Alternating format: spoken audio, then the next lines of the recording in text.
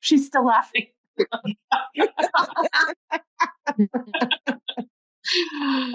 That's so funny.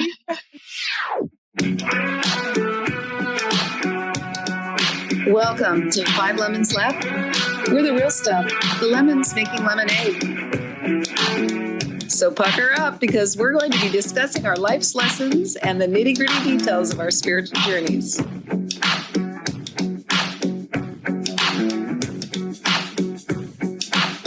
Hey y'all, I'm Amanda.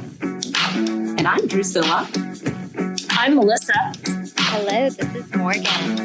And I'm Penny. Welcome to our podcast today.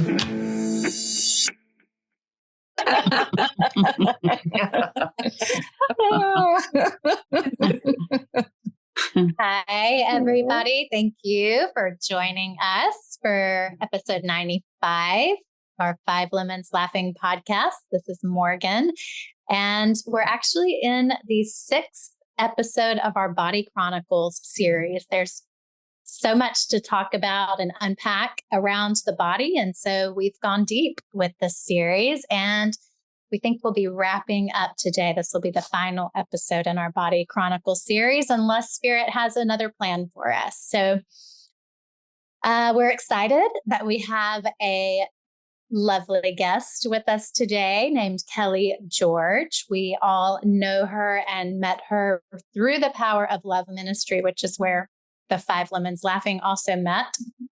And she is going to talk to us today about her spiritual journey and her experience in her healing and with her body over the past, couple of years, several months.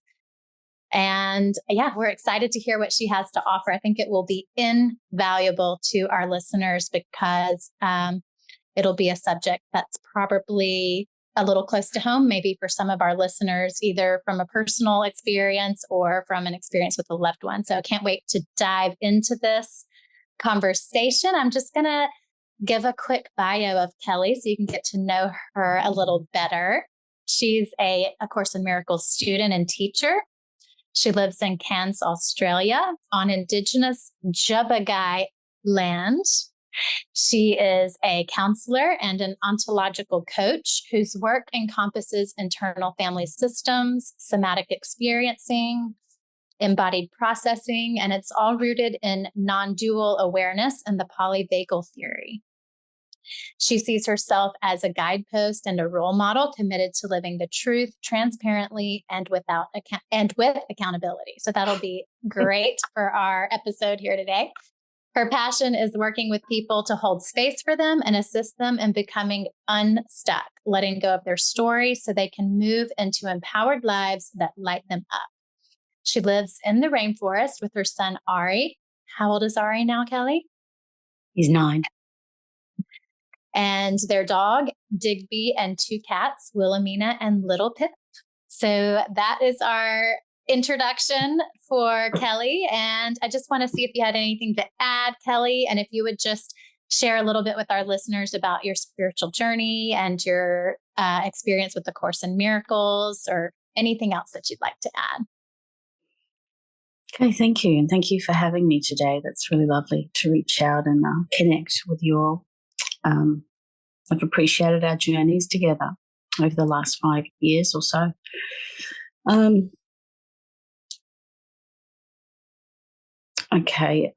was the second part of that question? How I got here, how I got to A Course in Miracles. I was in a relationship that was, I would say abusive. I would have said abusive, but I guess it was for my awakening. So it was a narcissistic relationship. And when I woke up to that, I did a Google, like delusions of grandeur and things like that, because that's what I was experiencing. And I found pages on ego. And I think that's how I found Jennifer, because, A Course in Miracles is about ego. And so I started listening to her, this is Jennifer Hadley, and I started listening to her podcasts, and they were really helpful. And maybe a year or two after that, I joined the Finding Freedom program. I did that for a few months at the end of 2019. And then I went into Masterful Living and went through Masterful Living,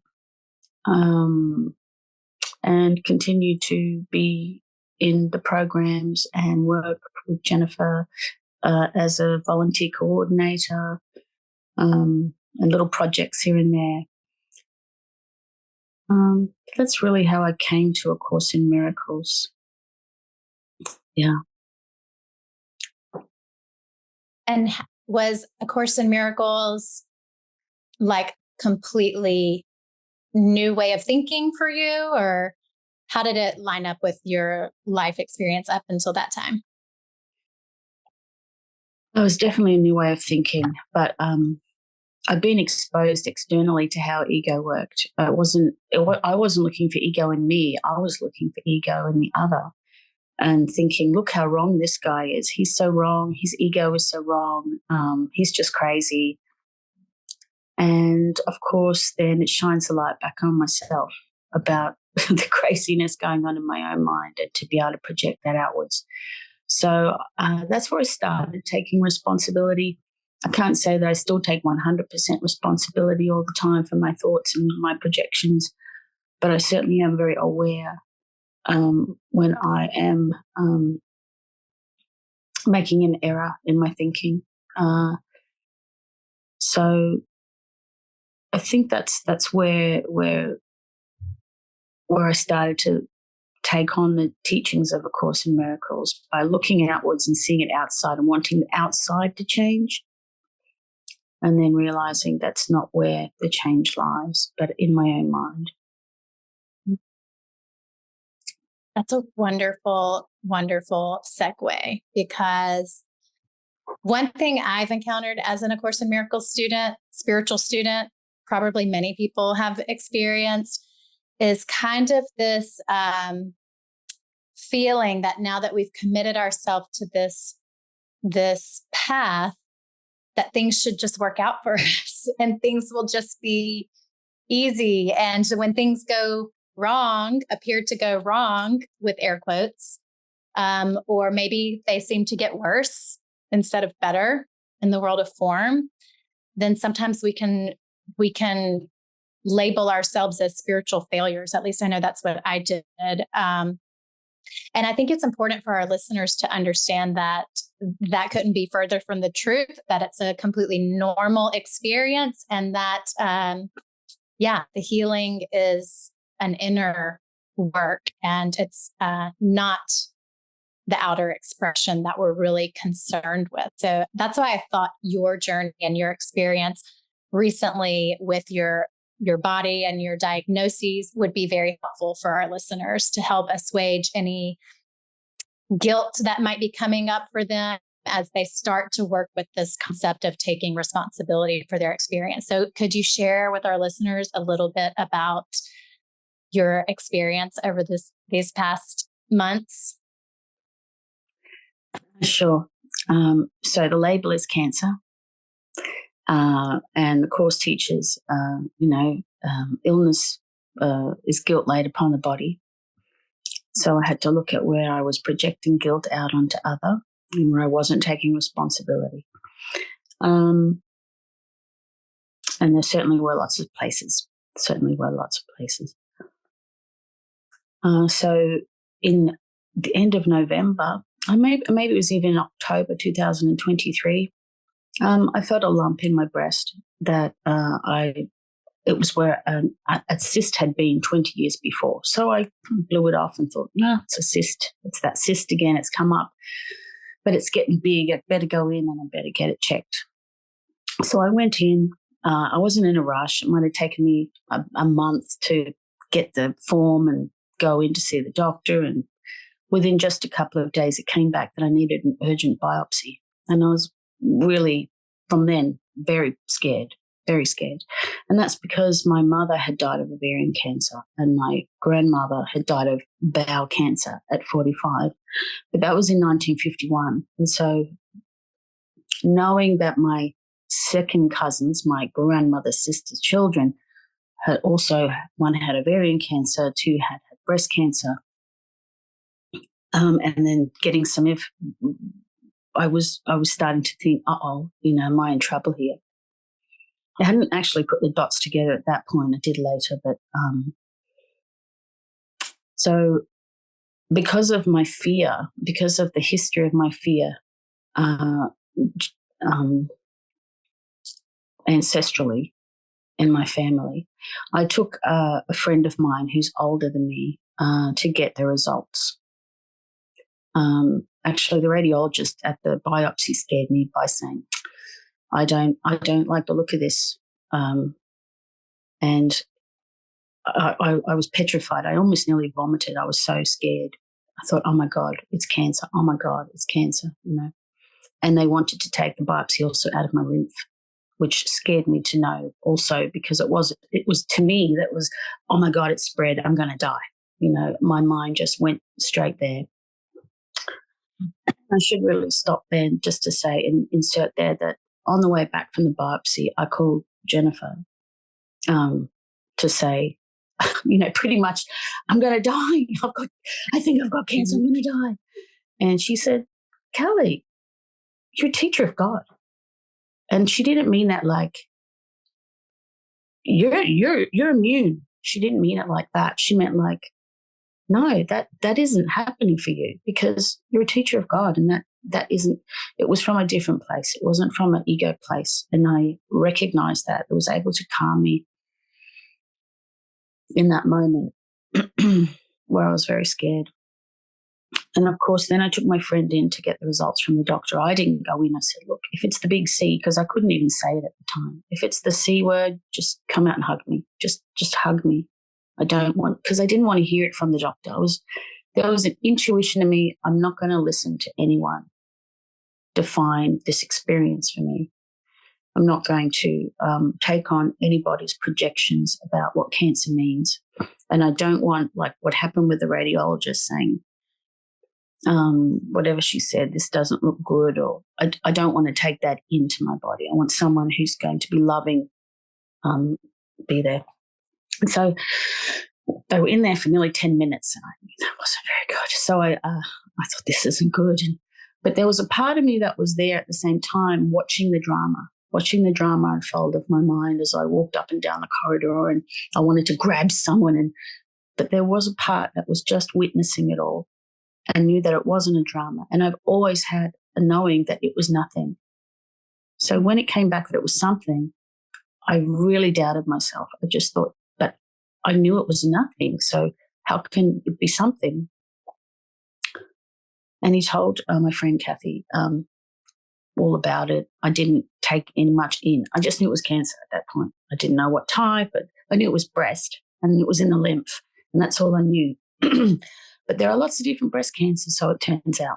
I didn't know that. And this was a triple negative, and it turned out genetic. Triple negative can be spontaneous or it can be genetic. It's not hormone-driven or anything like that. So then we had a cyclone, and I was stuck on the side of the river when I should have been going into surgical appointments for 7 days. I couldn't go to my appointment. The phones were down. I couldn't even have phone appointments. And that was when I was shown to surrender, surrender, surrender, surrender. I was having internal family systems swaps at the time because I had learned at level 1 internal family systems, and I had this wonderful therapist swap. She was a psychologist as well. And through the terror of it all in those initial days, not being able to sleep, not being able to eat, just thinking I'm going to die, thinking about my son who's 9, thinking about my mother, having to relive her experience, and this must have been what she went through. And she was diagnosed at 55. I'm 51. I was 50 at the time.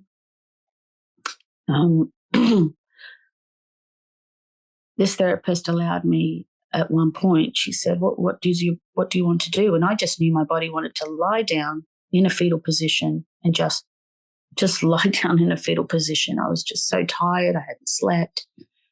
And she said, well, take me with you. And I put the computer on the floor, and I just got down on the ground, because often I was called to lie down on the ground, lie down on the ground, lie down on the ground, just surrenders, like this active surrendering. And I lived on this field in the rainforest, but at the end of the street next door was just this huge field of valleys.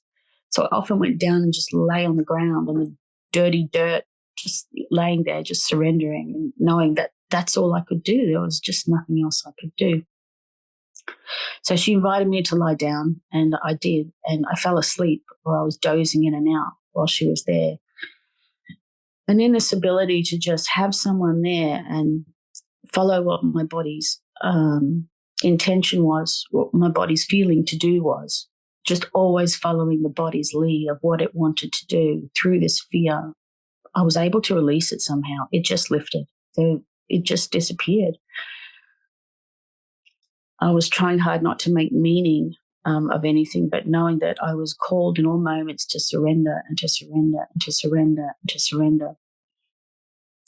And that's what helped me through the those initial days.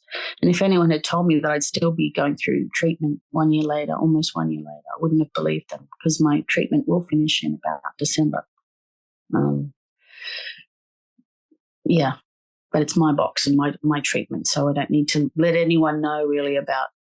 Well, I could, but everybody. One thing I was taught by one of our friends, Christy, in Power of Love Ministry, is don't look in anyone else's box.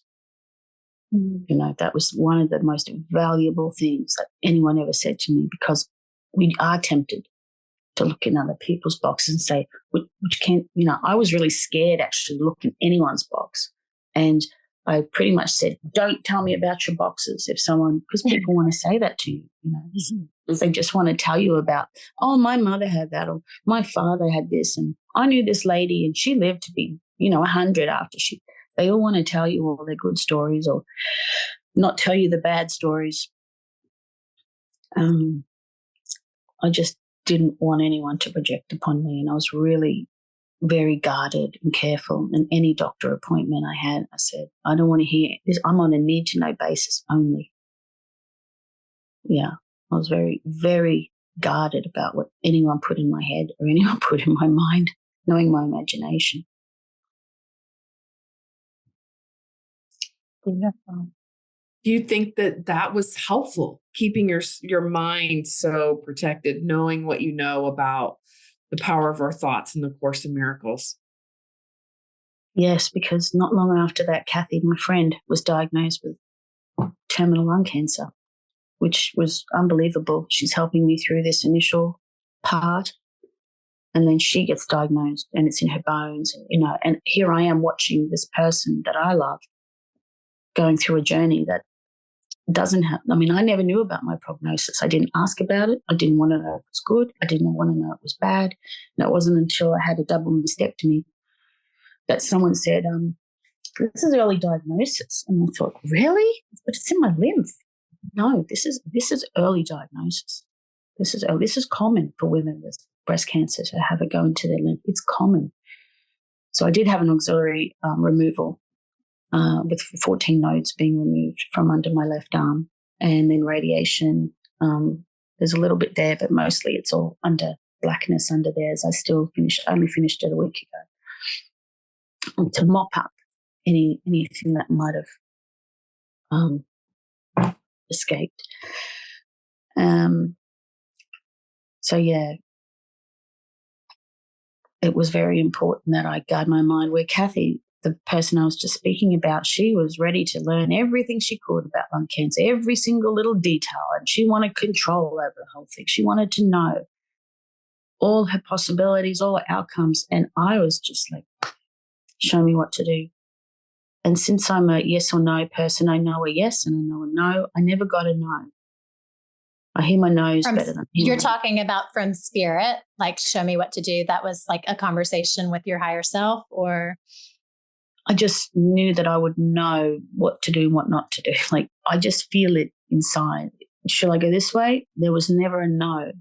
And so Western medicine was for me, because I had seen my mother die. Her mother had died. Western medicine hadn't worked for them, but I wasn't called to say, I'm not doing that. I'm going to try I'm just someone who went, this is the tried and true. This is the stuff that works for a lot of people. A lot of people have been through it, and that's why people do it. God is expressing in us, through us, and as us, as the medical, all the doctors, medical experts, and all those people that train countless hours to know a lot about dis-ease in the body. I mean, I'm working at the level of my mind, but I'm still following these people who are God expressing in, through, and as, as God, and praying for them and with them, regardless of whether they know it or not. And with the Power of Love ministry, of course, you know how much I prayed to affirm the truth and to remember the truth. And I think the biggest thing was always surrender and releasing attachment to the outcome, which is very hard when you're faced with, well, you might die. So, you think you're praying for, I want to live, but actually it's, I don't know what anything is for, and I don't know what's best for me. And it's very hard to think, really, is it best for everyone I die? And having to accept that is one of the hardest things that anyone will ever have to contemplate. I think that's the ego die. Like, really? It's best that I die and my son doesn't have a mother, and that's the best for everyone? Just releasing that into neutrality. That's what I was working with mostly. That's really profound. Wow. And really brave. I didn't hear you really mention any time that you were angry. I mean, I've been angry so many times, things much smaller than what you're describing, of course. So were there any times that you really felt angry, like angry at God or angry at Source or angry at yourself or any of that? Yes, there was self-blame. I'm not a good enough mother, and so therefore I don't get to mother anymore. That was a really heavy thing that was ancestrally came through me from my mother, who, when she came out of she nearly died in a hysterectomy. They nicked her spleen. And so she was under for a few days while they tried to find the source of the bleeding, and they fixed it and rectified it. And she was under a very heavy sedation. And I lived in London at the time and called her on the phone, and she told me, I said, I love you, Mum. And she said, and this is the first time I'd ever told her that. And I was 30 years old, 28 or something. And she said, oh, I love you, because she was off her face. I love you. And she said, oh, I don't deserve it. I haven't been a very good mother. So she had that belief. And her mother, I'm a genetic genealogist. I forgot to mention that. So I'm very aware of my lines, especially my mother's line. And so my mother was 7 when her mother died in 1951. And I did some family constellations work once where my grandmother was there, and she was saying, it's not your fault. And I didn't know at the time what the dickens she was talking about. But I thought, maybe that's what she means. This isn't my fault, and it's not her fault. She got it from somewhere. This belief that we're bad mothers, that we're not good mothers, that we're passing our nervous systems down to our children. And that's why I got into nervous system work. But grateful that this was illuminated. And see, through my genetic work, I found that my mother actually had a half brother that my grandmother had walked out on when he was about 2 or 3. He's still alive today. But my mother, in her lifetime, she died in 2003, never knew of him. And he only knew that his mother left when he couldn't even remember her. So there was maybe the belief in that time, because women couldn't really have children and go find a new husband.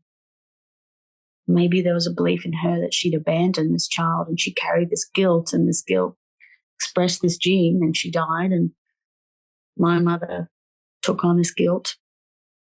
not being mothered herself. And bringing in, actually, she had a stepmother, so bringing in someone else's nervous system from a family that's not even our family. And then we take on that as well as children. My sisters, having 4 of them, one of them is gene positive, one is negative, and 2 are still waiting on the results. It's the BRCA1 gene mutation. I hope that answered the question. So, yeah, I attacked myself. I attacked myself. I didn't attack God. But my mind showed me that that's how I must think about God. You know, if I'm attacking myself, then that's how I think God is. Mm-hmm. And so I'm working with that still, in that lack of self-love. Life doesn't love me. Life doesn't care. Life isn't for me. I have to fight for things. I have to fight against things. No, not against things. I have to fight for things. I have to fight for things. But people talk about cancer as a fight, and I have never seen it as a fight. It's not a battleground. It's not a battlefield. And you all know the experiment of when you write, was it Emoto's water experiment? Yeah. Share a little bit about it with our listeners, just in case they're unfamiliar with it. I don't know. Well, you know, in Jennifer's, one of her videos in Finding Freedom, she I don't know if it's in Masterful Living, but she puts Emoto's work, you know, where he's talking to water and he's blessing the water and the water crystal changes. Now, I don't know how true that is. I have Googled that a little bit and I'm not really sure, but it doesn't matter because it's the placebo effect. So I wrote on all those medical bags, all the chemo bags and immunotherapy bags, peace, love, gratitude, purity, all these spiritual qualities, and pasted them all over the bag, blessing the bags, blessing what came into my body, even though it was poison, because ultimately it is a poison. That's what I was led to do, so I did that. One nurse thought I was a nutter. She was from. I saw the pictures you posted. Yeah, I saw the pictures you posted. That was terrific. But the other nurses, they just loved it. They just thought it was, what is this? What is this? Oh, I love this. This is so positive. This is great, because who knows what they see in their jobs. So many different attitudes towards cancer and a lot of powerlessness probably. But that's how I felt empowered as I went in, and I followed the voice of the Holy Spirit to take this medicine that was counterintuitive to survive, to live, and to know what I truly am here for, to continue living life with a fire under my butt.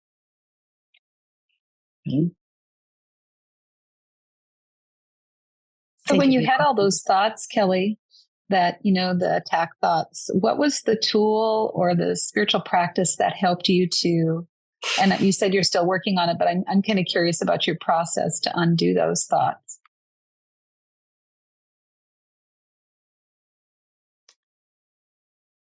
Calling Jennifer. Can't say Are you talking about undoing the self-attack thoughts, like I'm not worthy to be a mother and all of those thoughts? Or are you talking about, okay. Yeah. I'm not worthy to be a mother. Calling Jennifer. And because they were the darkest, deepest, I'm going to die because I'm a terrible parent. I can feel emotion coming up. There's definitely a trailhead of mine, as we say in IFS. And that's okay. So just taking a breath.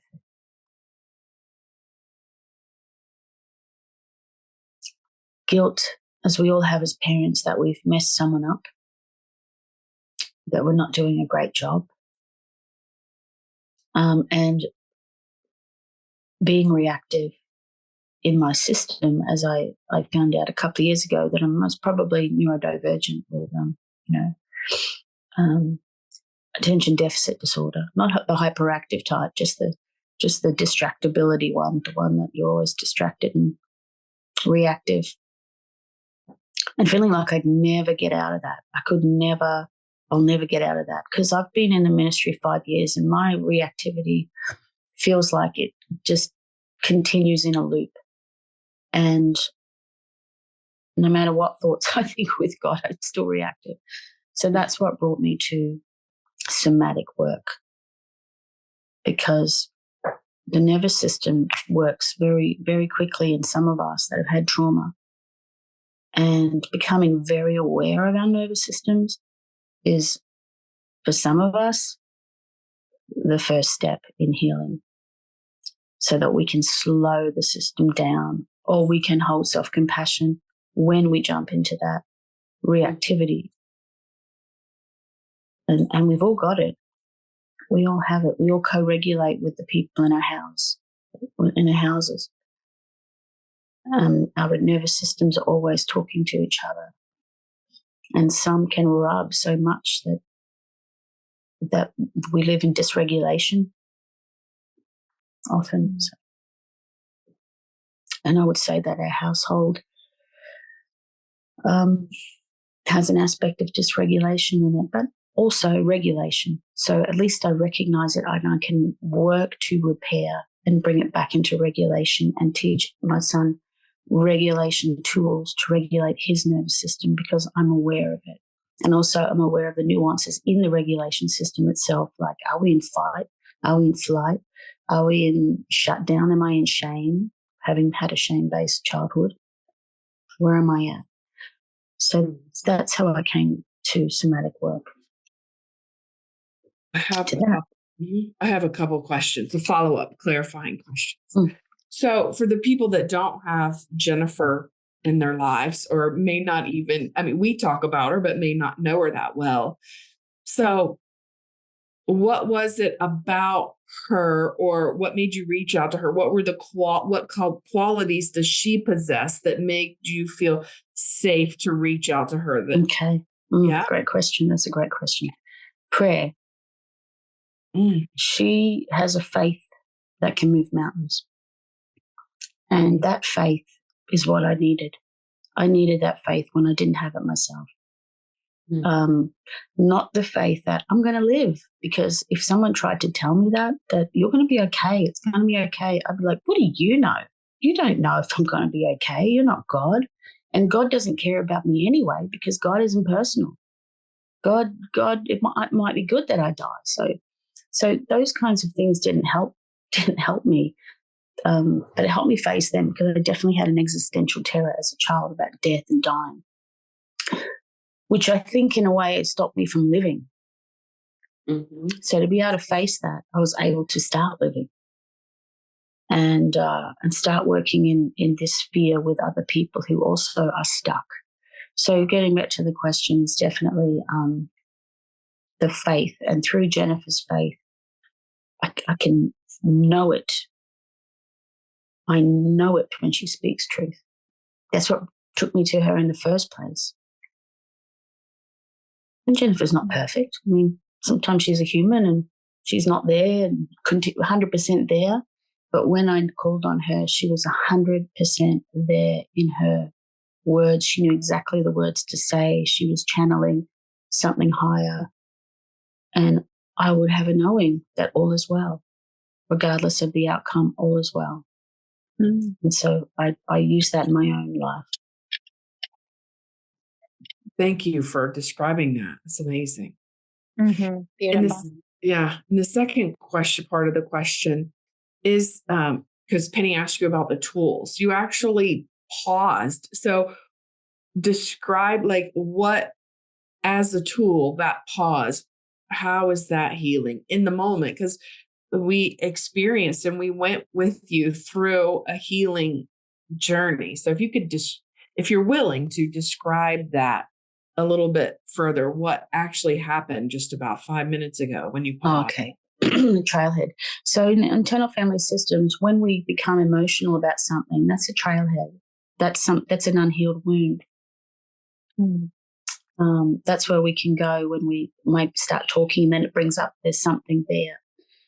And that can blend, that can have self, which I'm speaking from now, that threatened to blend, the activated part of me, the bad mother, guilty mother, threatened to blend with self so that I couldn't speak from self anymore. So what I did was just take that breath, feeling myself become dysregulated there in that moment. I was able to just breathe, just take a moment to pause and have a breath and allow it, just ask it to step back. And, I can attend to it later. I can hold it later. I can do there's lots of tools around that later.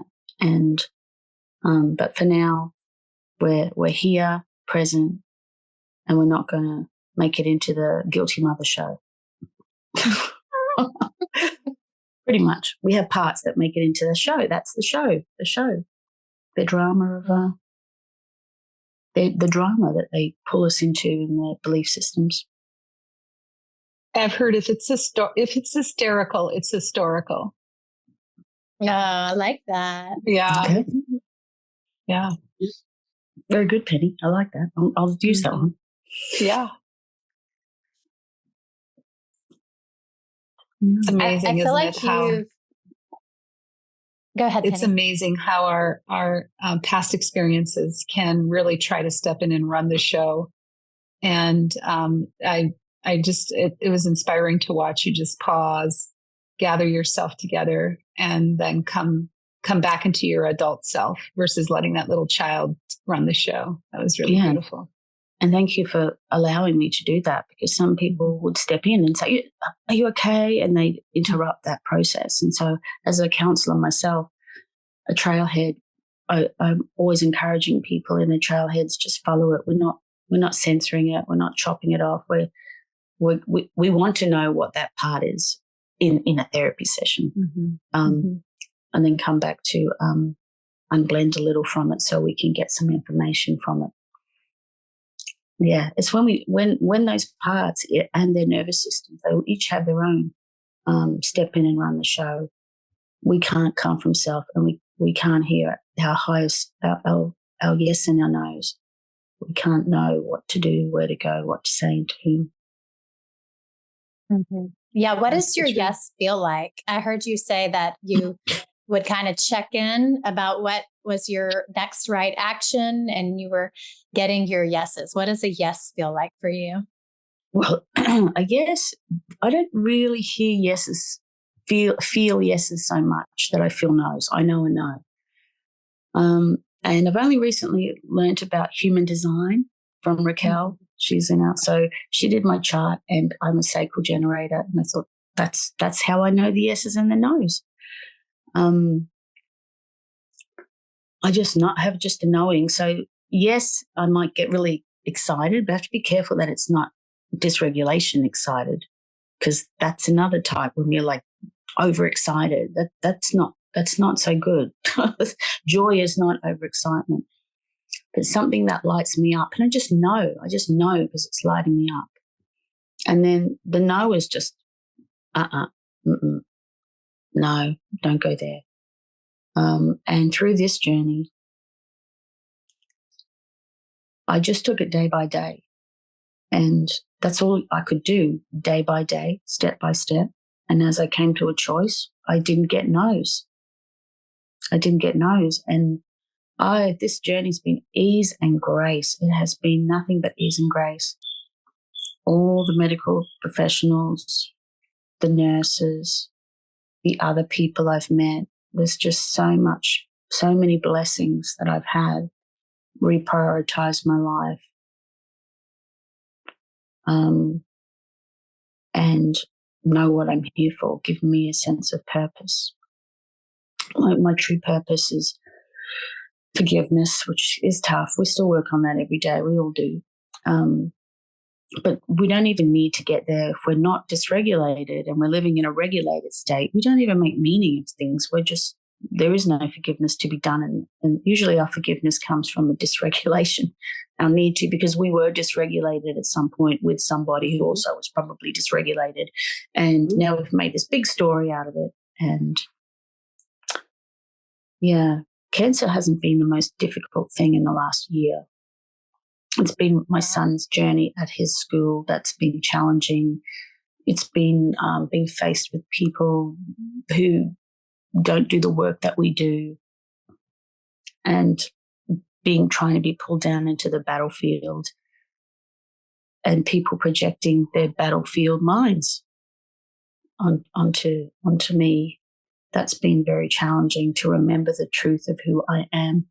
And that's how this Power Love ministry has been so beneficial in holding that space again and again for each other. As I hold space, as people hold space for me, I've held space for them in this way, and as a counselor. And even as you know, being a counselor, we heal every time we join with somebody. They are just showing us who we are. And it is, for all my clients, I am so grateful for how they help me remember the truth who I am. And that was, it was a bit sporadic through the year because I have been unwell at times, but I've been able to still join with people and just remember that truth. And that's where this regulation is. It's in that peace. It's in that joining. It's in that knowing of who we are that has allowed the healing. That's what's facilitated the healing, this joining of other attuned, because we pray. And so prayer is a type of attunement that we use in somatic experiencing, attuning to each other, to each other's states, co-regulating. And in that co-regulation, there's so much healing. Yeah. Wow. So profound and so healing. I think you've given our listeners a lot. I just want to recap everything that I heard you say that was helpful for you during your experience. And then anybody can add what they heard, or you can add anything else that's coming up for you. But I heard what was helpful was surrender, surrender, surrender, letting go of expectations or attachment to any specific outcome. Minding your box, not looking in other people's boxes, not letting in other people's opinions or projections. Blessing the medicines as they're coming into your body, just like we would bless a meal. It's really not that weird. So, calling on a spiritual friend or mentor, someone who has great faith or who knows the truth, who's willing to know the truth for you. Taking it one day at a time, one choice at a time, checking in for the next right action, and surrounding yourself with a loving and supportive spiritual community. I feel like that's a really great toolkit that we just outlined, that you just outlined for our listeners. It is. And also people will turn away. I experienced a lot of people turn away in real life for their own reasons. And one of the core truths that I received is people can only do what they do, and they've got their busy lives and they've got their own nervous systems, and some won't be able to face cancer. It's just too petrifying. They can't deal with it. I felt so many people turn away, and only a small handful of people in my real life turn towards me and act in from a compassionate heart. And it just really made me a bit sad for the world. Like, what can I do and what can I offer people especially because when they can't offer me anything? Is it personal? I had to go through is this personal? Do these people not like me? Do they not care? But just realizing, of course, they do care. They just can't, for whatever reason, they just can't. And if I know you asked me one of the pre-questions, what advice would I give for someone who's going through, or knows someone going through cancer? And really it is, don't try to make them feel better. Just allow, because they won't believe you. They won't believe you. You can't. Mm-hmm. I mean, you can't tell them how it's going to be, because that's the fear of cancer. It seems random. It's the most random thing. That person dies and that person doesn't. And that's what's scary about it. This person's got that cancer, and that cancer's a bad cancer. This person's got that cancer. You can heal her from that cancer. Like a lady stopped me and she held my hand on the way out and she said, when does your hair start falling out? This was only a few weeks ago. And I said, probably after a few weeks, but it's all different. And I made the mistake. I said, are you okay? Like, I think I asked her something like, which cancer do you have? Which usually is not a question I ask people. And she told me pancreatic. And there was a part of me projecting going, oh, you poor woman. Oh, no, you've got pancreatic. That's just the worst. That's where we want to stay out of. We want to hold the light for people. We don't want to know what kind of cancer it is. Don't ask them what stage it is, for God's sake. Don't tell them about so-and-so who survived it. And I mean, that can be helpful, but just being with the person and holding their hand, taking them meals as they go through chemotherapy, really simple, easy soup, not spicy, no lentils, nothing that's going to mess around with your digestion, because your digestion is, your microbiome is messed up beyond belief. Just really simple. Just keep it simple and be there as love, especially through fear. And remember to help co-regulate with them, I guess. Breathe with them, especially through fear and worry. Because I have the next 5 years to go back every 6 months and check in and see, has it come back? You're living under a cloud. You feel like you're living under a cloud for the rest of your life. It's just one day at a time. It's just one day at a time. Counting blessings and being grateful, and help them follow their body's intuition. Beautiful. So beautiful. So perfect. Melissa, do you have anything to add before we wrap? Not to put you on the spot, but just wanted to give you an opportunity. No, not at all. I'm so honored to be here and hear everything you have to say, Kellie. Thank you. Thank you, Melissa. So I'm going to pass it to, oh, sorry. Go ahead, Priscilla. I just wanted to say, it just made me realize how much I miss being in your presence, Kellie. That's all. I haven't seen you in so long because I haven't been in Masterful Living. So I just miss your presence. Such a strong, powerful presence. Thank you for being here today. You. There's always the prayer room, Priscilla. There's always prayer all around the clock. I'm always in the prayer room. You're 6 a.m. Well, ET. Yeah, if you're up that early, holding that space. And there's lots of ways. I feel like if our listeners aren't in the Power of Love ministry yet, they will be like dying to join the community after this episode. They honestly, the Power of Love ministry has been instrumental in my healing. That was another one of your questions, and I know you're wrapping up, but it has been instrumental. And without it, I do not know where I would be. I would be up shit creek without a paddle. Excuse my expression. Do you have that in America? Yes. Yes. I would not know. I am so blessed. Jennifer has blessed all of our lives. I am so grateful, and the Holy Spirit leading me, and even the Father, his dad, leading me through his dysregulation himself to A Course in Miracles in a roundabout way. Yeah, and definitely. It pays for itself. It pays for itself, and the amount of stuff that we're given, that we're, the prayer rooms and the circles and the classes and the journals you don't need a therapist ever again, honestly, because you are your own therapist. Is that not correct? Yeah. We are our own healer, right? Yeah. Speaking of therapists, will you share with our listeners how they can work with you before Penny closes us out with her post-it? Okay. You can email me, Kellie. Kellie's with an IE. And I'm at lighthealingcounselling@gmail.com. Light Healing Counselling. Counselling has 2 L's because I'm in Australia. So Light Healing Counselling, 2 L's @gmail.com. And we can organise something, because it's such a difference in time zones all around the world. I just make it work. Thank you. Thanks so much for having me today. Well, we're so happy that it was a yes when you checked in with yourself to see if you could come to be on our podcast. That's awesome. Yeah.